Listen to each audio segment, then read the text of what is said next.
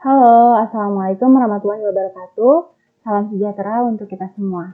Semoga kalian selalu dalam keadaan sehat dan tidak kurang satu apapun ya. Nah, hari ini kita akan kembali dalam pembelajaran PPKN kelas 10 semester 1 pada bab kedua mengenai materi ketentuan Undang-Undang Negara Republik Indonesia dalam kehidupan berbangsa dan bernegara. Seperti biasa, sebelum kita masuk pada materi terbaru, kalian perlu untuk mengetahui apa sih sebenarnya tujuan pembelajaran agar kalian bisa memahami dan memaknai materi yang akan kita bahas hari ini. Kalian bisa pause terlebih dahulu untuk membaca poin pertama sampai poin kelima. Oke, jika sudah, selanjutnya kita akan masuk kepada materi pertama, yakni wilayah Kesatuan Republik Indonesia. Nah, berdirinya suatu negara ini ditandai dengan adanya suatu wilayah tertentu sebagai syarat mutlak untuk mendirikan sebuah negara. Dalam hal ini, wilayah negara ini meliputi apa saja? Ada daratan, kemudian ada lautan, dan juga ruang udara, sebagai tempat tinggal, tempat hidup, dan sumber kehidupan dari warga negaranya. Indonesia juga sebagai negara memiliki wilayahnya sendiri. Berdasarkan informasi dari Badan Informasi Geospasial, luas wilayah Indonesia ini untuk daratannya ialah 1.922.570 km persegi. Sedangkan untuk perairannya adalah 3.257.483 km persegi. Jadi jika kita totalkan, luas wilayah Indonesia adalah 5.180.053 km persegi. Kebayangkan luas banget? Oke. Nah, negara Indonesia ini karena begitu luas, akhirnya dinobatkan sebagai negara terluas ke-7 setelah Rusia, kemudian Kanada, Amerika Serikat, Tiongkok, Brazil, dan juga Australia. Tapi sebenarnya kalian tahu nggak sih, kalau misalnya sebelum tanggal 13 Desember 1957, luas Indonesia itu nggak seperti sekarang loh. Pada tanggal itu, pemerintah Indonesia mengeluarkan istilah yang namanya Deklarasi Juanda. Nah, isinya adalah menyatakan bahwa kepada dunia, jika laut Indonesia adalah laut sekitar di antara dan di dalam kepulauan Indonesia. Karena deklarasi inilah juga pulau-pulau di Indonesia yang tadinya dipisahkan oleh laut di sekelilingnya, akhirnya jadi satu kesatuan wilayah Nusantara. Laut nggak jadi pemisah, tapi jadi pemersatu bangsa Indonesia. Nah, karena deklarasi ini juga, akhirnya kita punya tambahan wilayah sebesar 2 juta kilometer persegi.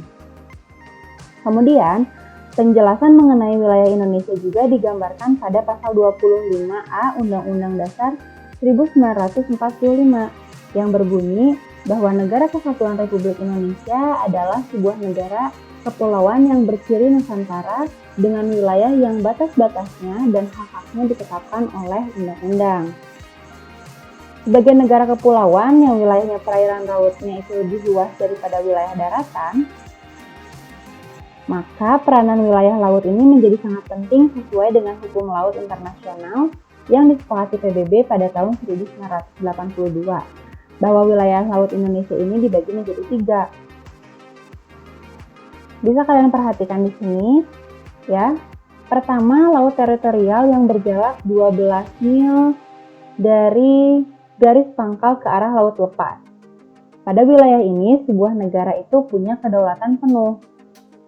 Selanjutnya ialah zona ekonomi eksklusif yang merupakan jalur laut sebesar 200 mil ke arah laut terbuka diukur dari garis pangkal juga. Pada zona ini, negara memiliki hak berdaulat untuk eksplorasi dan konservasi sumber daya alam terutama perikanan. Dan kapal asing juga masih boleh dibebaskan untuk melewati, tapi harus pemanfaatannya sesuai dengan izin. Lebih dari 200 mil itu disebut dengan laut internasional. Dia pengelolaannya diatur oleh organisasi internasional. Kemudian ada juga yang disebut dengan landas kontinen yang lanjutannya sebuah benua yang kedalaman lautannya itu kurang dari 150 meter. Selain wilayah lautan, Indonesia juga punya wilayah kekuasaan atas wilayah udara gitu ya. Nah, wilayah udara internasional ini adalah wilayah udara Indonesia, ruang udara yang terletak di atas permukaan wilayah daratan dan lautan Republik Indonesia. Jika kalian lihat dari gambar tersebut, ini digambarkan bahwa wilayah udara nasional ini adalah sejauh teritorial, berarti 12 mil dari garis pangkal, ya. Kemudian, selain wilayah tersebut, Indonesia juga masih punya nih satu jenis wilayah, yaitu wilayah ekstrateritorial. Wilayah ini merupakan wilayah negara kita yang sebenarnya ada di wilayah negara lain. Keberadaannya juga diakui oleh internasional dan biasanya dapat kita lihat dalam bentuk kantor-kantor perwakilan diplomatik Republik Indonesia di negara lain. Terkait dengan wilayah negara, setiap wilayah pasti punya batasan juga dong. Nah, contohnya sama seperti wilayah negara kesatuan Republik Indonesia. Kita akan membuka setiap sudut pembatasan dari wilayah kita. Yang pertama, di utara berbatasan dengan negara Malaysia dan Laut 5 negara. Laut 5 negara itu adalah Malaysia, kemudian Singapura, Thailand, Vietnam, dan Filipina.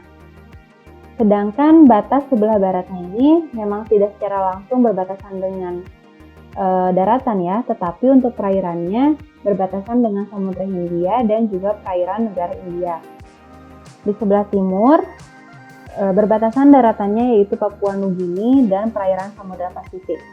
Dan yang terakhir adalah berbatasan di selatan Indonesia, itu wilayah daratnya adalah Timor Leste dan lautnya Samudra Hindia dan perairan Australia. Nah, kalian bisa kan ngebayangin begitu besarnya wilayah negara kesatuan Republik Indonesia ini. Maka pasti punya potensi atau kekayaan alam yang juga melimpah. Kita bisa lihat yang pertama misalnya ada gas bumi, ada minyak bumi, kemudian ada besi, batu bara, bahkan ada juga emas gitu. Nah, kemudian pertanyaannya adalah siapa sih yang menguasai kekayaan alam tersebut? Nah, jawabannya adalah menurut ketentuan Undang-Undang Dasar Negara Republik Indonesia tahun 1945 itu diatur pada pasal 33 ayat 2 dan ayat 3. Ayat 2 berbunyi bahwa cabang-cabang produksi yang penting bagi negara dan yang menguasai hajat hidup orang banyak itu dikuasai oleh negara. Kemudian ayat ketiga berbunyi bumi dan air dan kekayaan alam yang terkandung di dalamnya dikuasai oleh negara dan dipergunakan untuk sebesar-besarnya kemakmuran rakyat. Oke, jadi sudah terjawab ya. Kalau misalnya kekayaan alam, kemudian cabang-cabang produksi yang penting itu sebenarnya dikuasainya oleh negara, tetapi hasilnya gitu ya, akhirnya dipergunakan juga sebesar-besarnya untuk kemakmuran rakyat. Oke, mungkin cukup sekian pertemuan kita hari ini. Pembahasan kita materi pada pertemuan ini mudah-mudahan bermanfaat bagi kalian semua. Jika ada yang masih bingung atau ada yang mau ditanyakan, bisa secara langsung ketika kita pembelajaran sinkronus atau bisa langsung kalian ketik di kolom komentar. Sekian, wassalamualaikum warahmatullahi wabarakatuh.